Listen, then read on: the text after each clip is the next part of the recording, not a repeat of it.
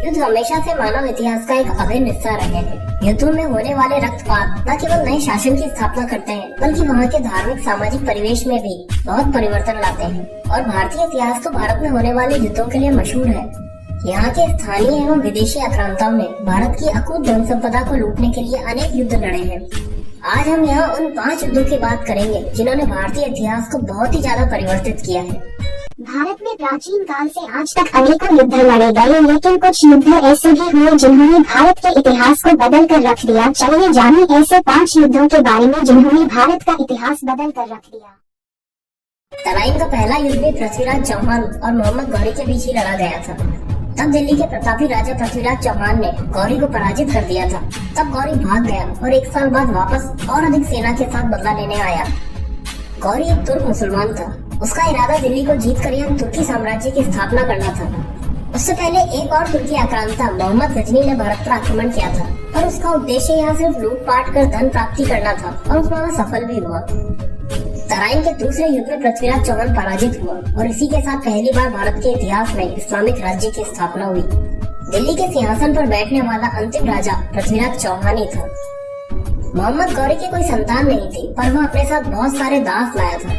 उनमें से ही एक दास कुतुबुद्दीन ऐबक ने 1206 में गौरी की मौत के बाद अन्य लोगों के कहने पर दिल्ली का शासन अपने हाथ में लिया, पर उसने कभी स्वयं को सुल्तान नहीं कहा। इसी के साथ गुलाम वंश की स्थापना हुई, जो आगे चलकर दिल्ली सल्तनत कहलाया। भारत के इतिहास पर इस युद्ध से ज्यादा राजनीतिक सामाजिक प्रभाव किसी और युद्ध का नहीं पड़ा। भारत में इस्लामिक शासन की शुरुआत इसी युद्ध से मानी जा सकती है।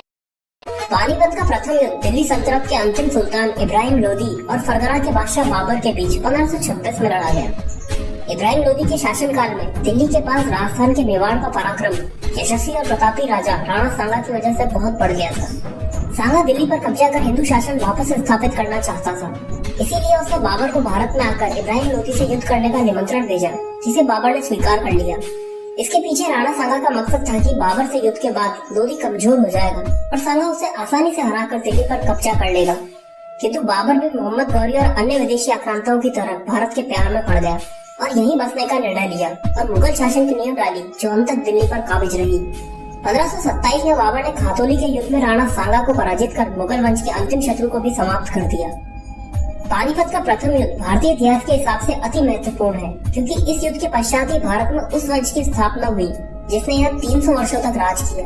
ये हाइब्रिड लोग ही मुगल कहलाए। इस युद्ध के साथ ही अंग्रेज प्रथम बार मराठों और जाटों की तरह मुगल शासन के उत्तराधिकारी के दावेदार के रूप में उभरे, क्योंकि इससे पहले इन्हें सिर्फ एक विशुद्ध व्यापारिक कंपनी माना जाता था। 23 जून 1757 को बंगाल के नवाब सिराजुद्दौला और ब्रिटिश ईस्ट इंडिया कंपनी के बीच प्लासी में युद्ध लड़ा गया। युद्ध के पीछे का कारण अंग्रेजों द्वारा नवाब की अनुमति के बिना कलकत्ता में फोर्ट विलियम की किलेबंदी करना और उसके शासन में बार बार दखल देना था। नवाब ने फोर्ट विलियम पर कब्जा कर लिया और अंग्रेजों को खदेड़ दिया, पर जल्द ही अंग्रेजों की मदद के लिए मद्रास प्रोविंस का ब्रिटिश कमांडर रॉबर्ट क्लाइव आया। क्लाइव ने नवाब के सेनापति मीर जाफर, दीवान राय दुर्लभ, सेना के अधिकारी यार लतीफ को पैसे और पोस्ट का लालच देकर अपनी ओर मिला लिया। जैसे ही युद्ध शुरू हुआ, ये तीनों अपनी अपनी सेना के टुकड़े लेकर युद्ध से अलग हो गए। इस विश्वासघात के कारण ही 50,000 की सेना होने के बाद भी नवाब सिराजुद्दौला रॉबर्ट क्लाइव की 2,000 की सेना के सामने हार गया और मारा गया। इस युद्ध से अंग्रेजों का प्रभुत्व पहली बार व्यापारिक कंपनी की जगह प्रशासनिक के रूप में बनकर उभरा। ये युद्ध 14 जनवरी 1761 को अफगान आक्रांता अहमद शाह अब्दाली और मराठों के बीच लड़ा गया। भारतीय इतिहास की दृष्टि से ये युद्ध इसलिए महत्वपूर्ण है क्योंकि इस युद्ध ने ये डिसाइड नहीं किया कि मुगलों का उत्तराधिकारी कौन होगा, बल्कि इसने ये डिसाइड कर दिया कि मुगलों का उत्तराधिकारी कौन नहीं होगा। अपनी राजधानी पुणे से हजारों किलोमीटर दूर लड़ रहे मराठों का साथ स्थानीय राजाओं, राजपूतों, सिखों, जाटों किसी ने भी नहीं दिया और वे अब्दाली के हाथों पराजित हुए। मराठों की हार के साथ ही भारत की सत्ता का दरवाजा अंग्रेजों के लिए खुल गया था। अब कुछ ही सालों बाद अंग्रेजों ने मराठों से युद्ध छेड़ दिया और 1818 तक तीसरे एंग्लो मराठा युद्ध तक आते आते उन्हें पूर्णतः नष्ट कर दिया। 200 साल तक मुगल साम्राज्य ने और ब्रिटिश साम्राज्य ने अपना शासन किया। जरा सोचिए, यदि युद्ध का परिणाम इसके विपरीत होता तो आज भारत का इतिहास कुछ और भी होता। इसलिए युद्ध केवल इतिहास बनाते नहीं, बल्कि आने वाले इतिहास को भी बदल कर रख देते हैं। बक्सर का युद्ध भारतीय इतिहास में बहुत ही निर्णायक युद्ध साबित हुआ। इस युद्ध में जीत के साथ ही अंग्रेजों को बंगाल, बिहार और उड़ीसा के दीवानी अधिकार मिल गए। मतलब अब वो टैक्स लगा और कलेक्ट कर सकते थे। इस तरह वो एक व्यापारिक कंपनी की जगह पूर्णतः प्रशासनिक कंपनी बन चुके थे। इस युद्ध में अंग्रेजों की तरफ से हेक्टर मुंडो ने नेतृत्व किया था, जबकि दूसरी तरफ मुगल बादशाह शाह आलम द्वितीय, बंगाल का निष्कासित नवाब मीर जाफर और अवध का नवाब सिराजुद्दौला तीनों एक तरफ थे।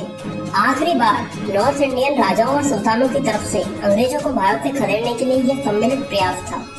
प्लासी के युद्ध में तो जहां अंग्रेजों ने पैसे और पोस्ट का लालच देकर लोगों को तोड़ लिया था, पर इस युद्ध में अंग्रेजों ने अपने कौशल या आधुनिक तकनीक की वजह से इन तीनों को परास्त किया और एक नई शक्ति के रूप में भारतीय नक्शे में उभरे, जो 1857 तक वैसे ही बरकरार रही।